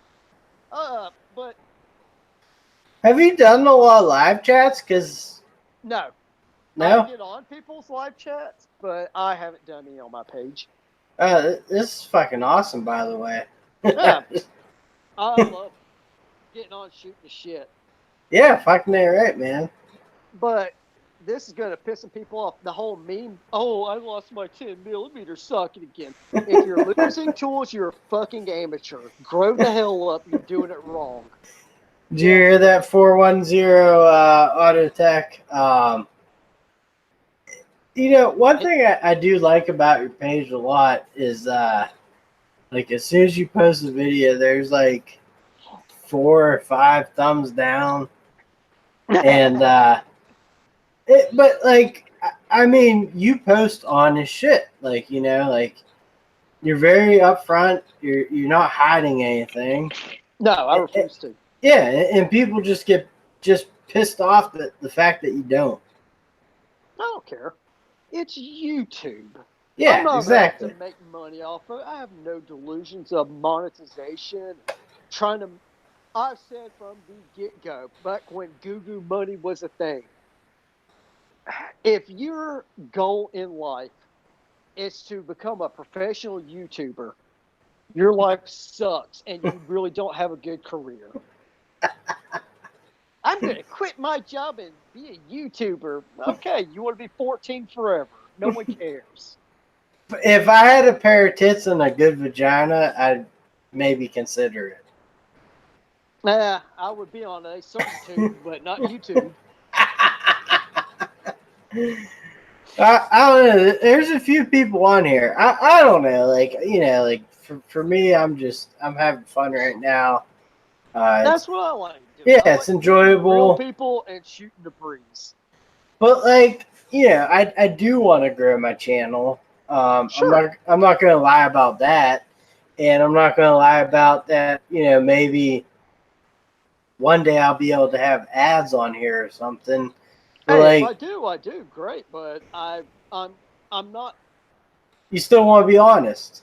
Yeah, I'm not trying to change who I am to do that. That's the same way I feel. Like I refuse to. Like I do tour reviews, and I've seen so many channels that just like over time, just like hard to watch. Oh yeah. And Yeah. I used to be a huge Eric the Car Guy fan, but ever since he stopped actually turning wrenches for a living and become a full-time YouTuber, I'm sorry, I can't stand his channel anymore. It sucks. It's the same repetitive bullshit. I'm gonna put a engine out of my daddy's truck and build a 383. I don't give a fuck. I really don't care.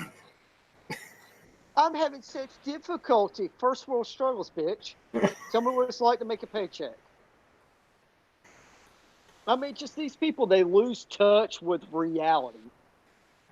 It's, I don't know. That's why I like talking with you or Junk or something like that. Just, I like real people.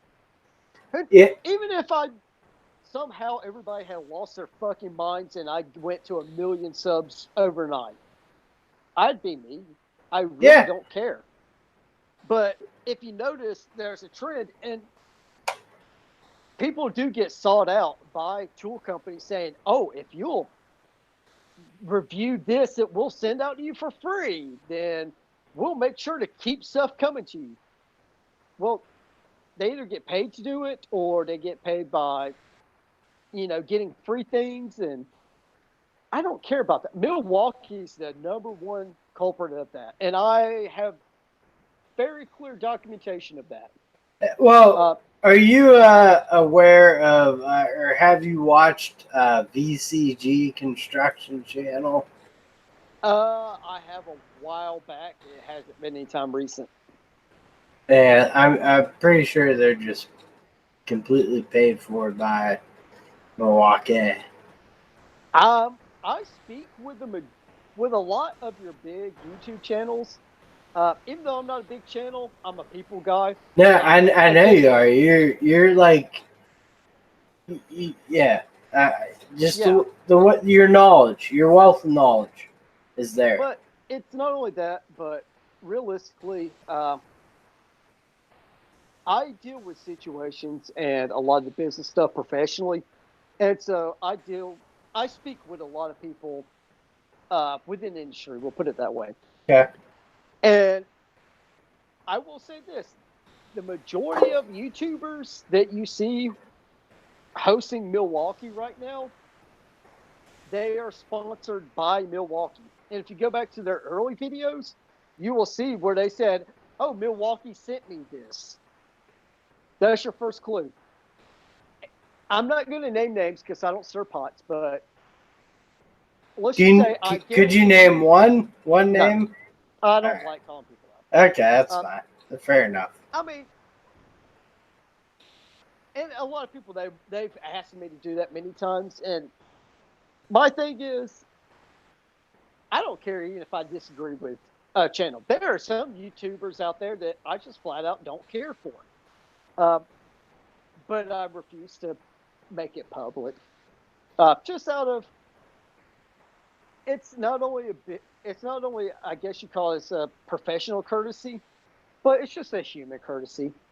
Even if I had somebody's phone number, we had a falling out, I'd never give it out. Uh, that's just not my style. You know. Well, can I ask you, professionally, Mm-hmm. what do you think of my channel? I like it. It's a niche that hasn't really been met. Um, right now, the automotive market is saturated, and realistically, I'm going to say 90% of the technicians on YouTube are in real life, they're just barely above lube tech, and they just fluff their whole career to no end and back. But hey, fine, whatever. People buy into it. But you're honest, and you're showing things that it's not really out there. You primarily deal with the building maintenance side of the house. Uh, in time, it'll get better. You know, you're starting out channel. Um, but we can get into that afterwards as far as marketing and, you know, production value, stuff like that. But that's the business side of me. I have fun, Chad, that you see here, and then you have corporate multi-billion-dollar company business, Chad. Um, it might be hard to see, but imagine me in a really nice business attire, sitting in a boardroom, discussing various spreadsheets and stuff like that. I do that quite often. I could actually picture you being like the one, you know, like the secret weapon in that room. Unfortunately, God knows I'm used as that more than I really can admit to. I'm trying to think how much I can go into. I have a few projects, and a lot of my projects dealing with people that others don't know how to deal with. I've got one guy now. Oh my God. Best way I can put it right now is he's more fucked up than a football bat. I mean, Jesus Christ. I've got to unfuck this whole situation. We're trying to tell him you got to do things X, Y, Z, and he won't do them. It's very basic things. I'm just kind of like, prime example. Everything we do is naturally you have a coding system for billing. It's called in the automotive world. It's called the ATA coding. Yeah. And it's all numerically, and we use that at work. And going by that, he can't figure out ATA coding, even though I've shown him how to do quick searches, things like that. But just looking at him work, I'm going, what the hell are you doing? Excuse me. If a brake caliper has a sticking slide in it, we're doing a simple brake job. Knock it out, run it over wire wheel, lube it up, shove it in, good to go. He takes the entire caliper off and puts it in a bench vise. And I'm going, are you stoned? What are you doing? It's just easier to get to for me. It's a fucking caliper. What are you doing? This is just one of these guys. I'm like, you shouldn't have been hired. You shouldn't have been hired. And now I've got to come up with enough for this stuff to get you fired. Shit. Yeah, I'm that guy. For those of you that might get pissed off, I'm the guy they send to get them intel to get you fired. That's what we fucking love about you, though, right? Is you're honest. You tell it how it is. That's all I wanted to do. Yeah, you have nothing to gain, nothing to lose. Nope. I mean, just all right. Screw it. I've drank enough. I can get away with this. Me personally, I earn really well. We'll put it that way. I earn enough that the government says I should feel ashamed of what I make, and they put me in a tax bracket that they take even more income. It's good pay. And so, as far as what do I have gained by YouTube? Nothing. This is a vent. I like getting on and shooting your breeze and tell it like it is. I tell it like it is at work. A lot of people, they hate me for it. But if you're a fuck up, I'm going to tell you, you're fucking up. This is why you're fucking up. This is how to fix it. Either fix it or somebody's getting ready to shit can you. If you tell me, hey, I want to fix myself, I will go to bat for you and I will crawl through the depths of hell for you. I'll do anything to help anybody. I don't care. If you show me you're willing to try, And I have done this. I have basically crawled through corporate fire for people. You try, I'll do anything in the world for you. And I will try to make your life as easy as possible. If you don't try, I have no use in you. And I will make your life hell. And I'll try to get you to quit because it's really cheaper on me. I have to admit, I posted that rant video the other day, and I was really hesitant on posting it. And you should have. Yeah. Oh, and by the way, not to cut you off, afterwards, I'm going to Instagram you my personal cell phone number if you promise never to give it out. Yeah, And never. you can call me, text me anytime. I deal with this all the time. And if anything, I'm a good listener. So if you ever need to vent to somebody, call me. Yeah, I like you commented, and yeah, I really appreciate that. And usually I'm doing the listening, and I talk to my wife and stuff, and she's very supportive, but she doesn't understand the dealing ons and whatnot, and it's just been really tough, like, because I've broken my back basically the last 3 years, and I hate talking like that because so many people want to be like, I haven't moved up in 6 months. I've been here 3 years. I've fucking poured a lot of energy into this company, and it's just I can't get any help. But I understand that's the industry right now. You can't get anyone with a pulse. So the question I have to you is, are they trying to get you someone?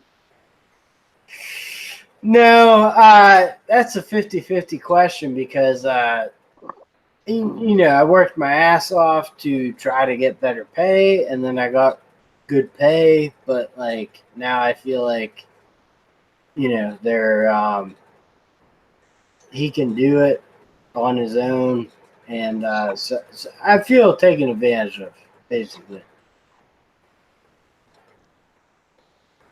Can I give you my opinion? Yeah. Okay. Sober up, Chad. Business time.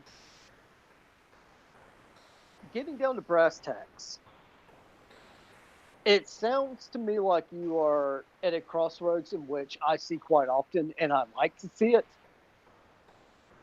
You are at the point of you have a lot of self-worth, and you're wanting to grow, rather into a higher position and or to more salary or into a leadership role. I think you would be great at a leadership role.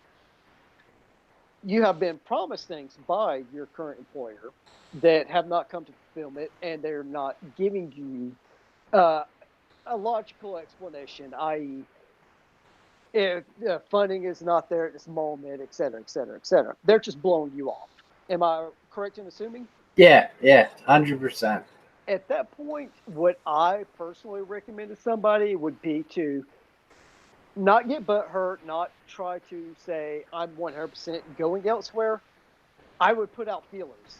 I would get an account set up on Indeed.com and set up a couple of different, what is the word I'm looking for? Oh, God, there's a few different social media sites for businesses. Oh, geez. Indeed. Brain shorting right now. Yeah, mine too. Crap. But if you like, I can get those for you. Basically, you post up your resume, things like that, and you interact with other people in industries. It's kind of like the businessman side of Facebook is what it would be like. Um, and so, like we were speaking about Southwest earlier, I have no shame in admitting this. Not long within the industry, if you build a name for yourself and you build a reputation, and I know for a fact it's the same as yours. I have a friend fairly locally that's the same thing you do. But within our industries, your name gets around with what you do. Right. I was approached by Southwest about a few months ago, offered a job. I went through a negotiation with them. Unfortunately, we couldn't come to an agreement, and I had to turn them down. Can I come in real quick? Sure. Was that more because you could gain leverage at where you were currently at? Oh no! Within a year, I'd be a manager at Southwest. Oh, okay. The reason why I turned Southwest down, long and short of it, was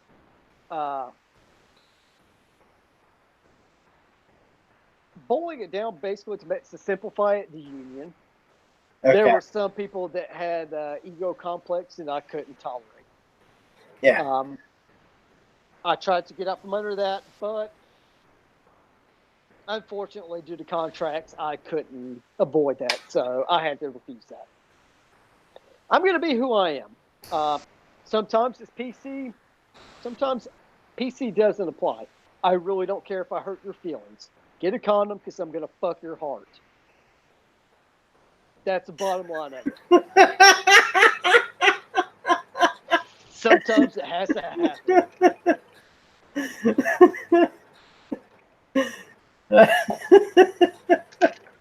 I'm sorry, man. Corporations are fucking ugly, man. Sometimes we're sweet and PC, and when executives get together and people up the food chain get together, shit gets raw really, really fast. We don't have time to sugarcoat it. We don't care anymore.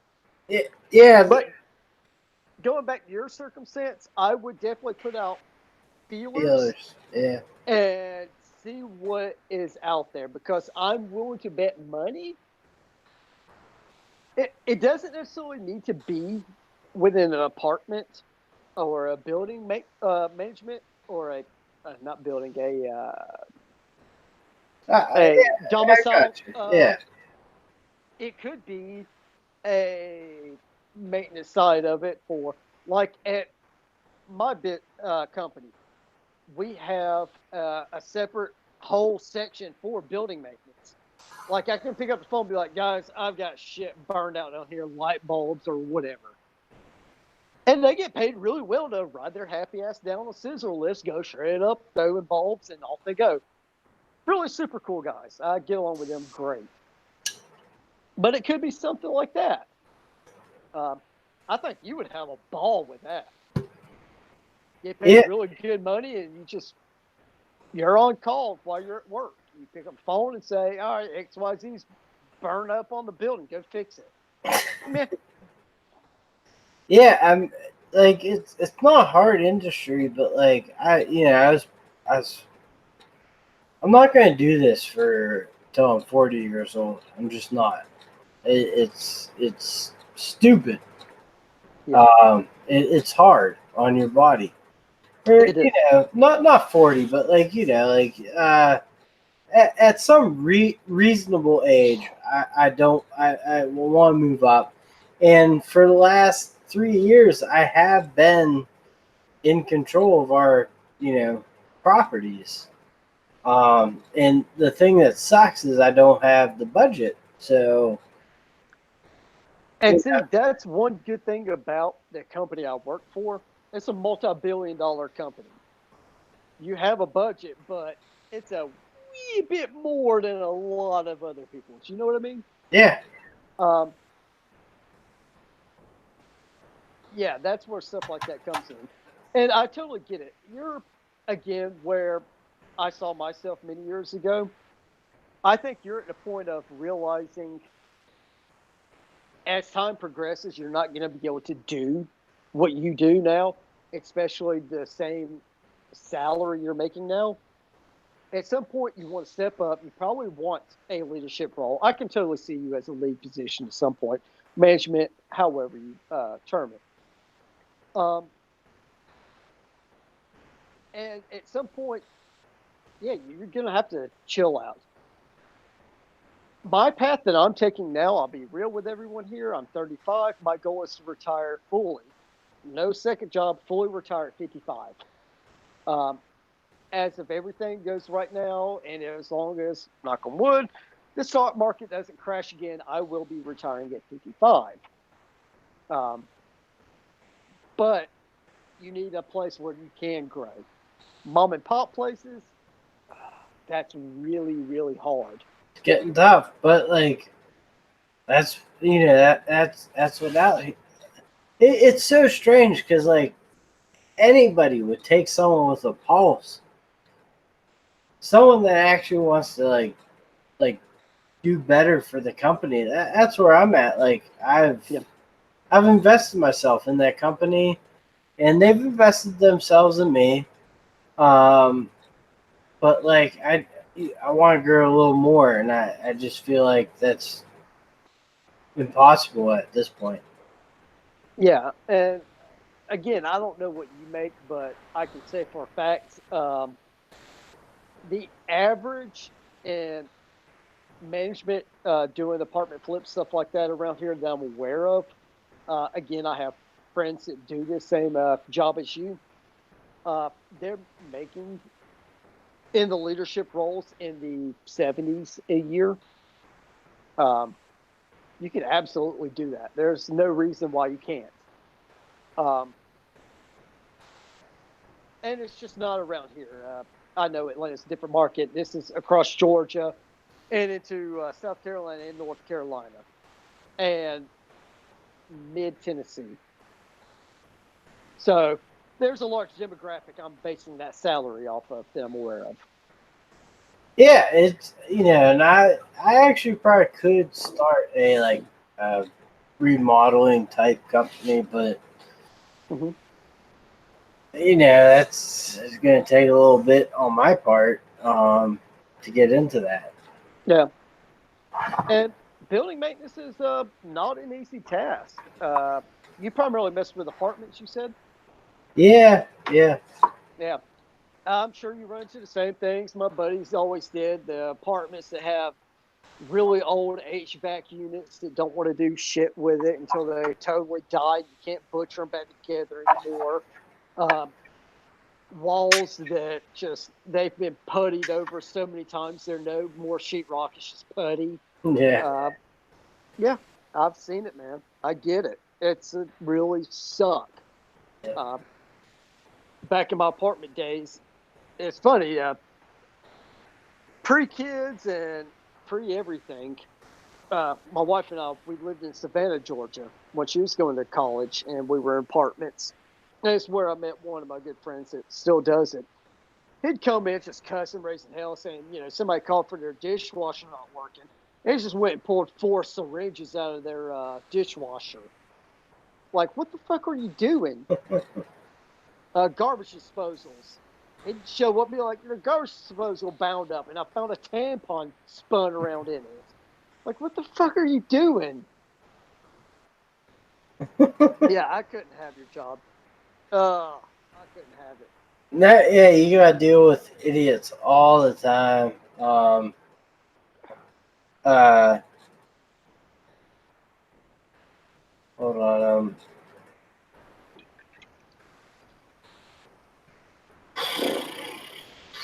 Well, I did not realize that my wife had texted me to be done. I have to be done. Gotcha. Understood. I'm married as well. So, Instagram, good place. You want me to shoot you my number? Yeah, we could just talk on there, Yeah, we can chat. Anytime Yeah. you want to chat, or like say, I'm okay giving you my personal number. If you ever want it, let me know. Yeah, I'm fine with that. I appreciate you a lot.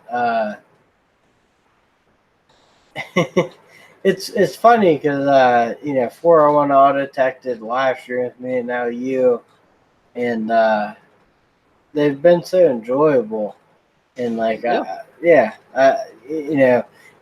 liked our interactions a lot. I could because you're just like you shoot it straight, man. Yeah, I love live streams. So anytime you want to get on, primarily weekends. Let me know in advance, and I'll get on with you anytime. All right, because I was thinking tonight to shoot you something, but I was like, I didn't know if you want to actually do it or not, so I didn't do it. But interacting with someone is the best way I can get the thoughts out of my head. Just staring at a camera and chatting. I constantly think, man, this is stupid. I don't want to do this. you do a good job at that. You do. Yeah, I appreciate it. I enjoy all your videos, like just straightforward. This is what it is. This is what it does. I'm done.